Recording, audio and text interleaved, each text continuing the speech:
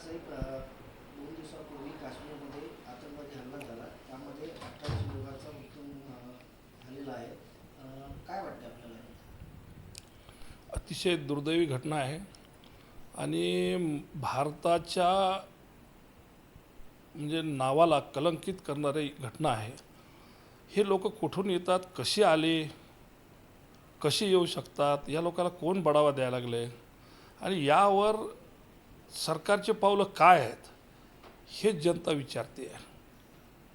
आज आपण इतका जे ढोल पिटतो आपण सगळ्या गोष्टीचा, तर मग याचं उत्तर काय दिलं आहे किंवा काय देणं अपेक्षित आहे जनता बघती आहे.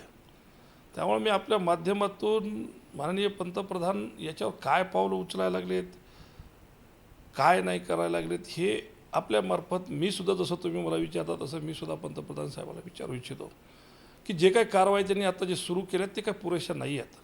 त्याचं उत्तर त्याच पद्धतीनं दिलं पाहिजे असं सर्व भारतीयांचं म्हणणं आहे की या पद्धती याला उत्तर कुठंतरी मिळालं पाहिजे. रोजच्या रोज आम्ही आता किती दिवस या आतंकवादी हल्ल्यामध्ये मरत राहणार आणि आपण त्याच्यावर किती कारवाई करतो. एखादी कारवाई या 10-15 वर्षामध्ये 10-12 वर्षामध्ये एक कारवाई केली म्हणजे झालं आहे, आतंकवादीचा खात्मा झाला असं नाही आहे.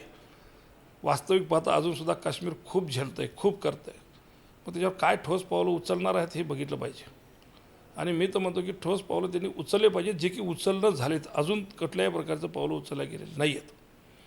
या आतंकवाद्याचा कोणीही समर्थन करणार नाही. प्रत्येक भारतीय नागरिक असणारा माणूस याची निंदाच करेल आणि त्याचं उत्तरसुद्धा त्याच पद्धतीनं मागेल की ज्या पद्धतीनं यांनी काही केलं तर आपलेसुद्धा लोक आज सर्वसामान्य माणूस जर मी तर म्हणतो की जर सरकारला जर माणसं कमी पडत असतील तर खूप सारे लोक महाराष्ट्रातले लोक तयार आहेत. ज्याला मराठा म्हणतो आम्ही, ते मराठा लोक सगळे तयार आहेत. त्यांनी सांगितलं पाहिजे याच्यापेक्षा जितके आमचे गेलेत त्याच्यापेक्षा 10 पटीने त्यांचे गेले पाहिजेत. हे आमचं मत आहे माझं.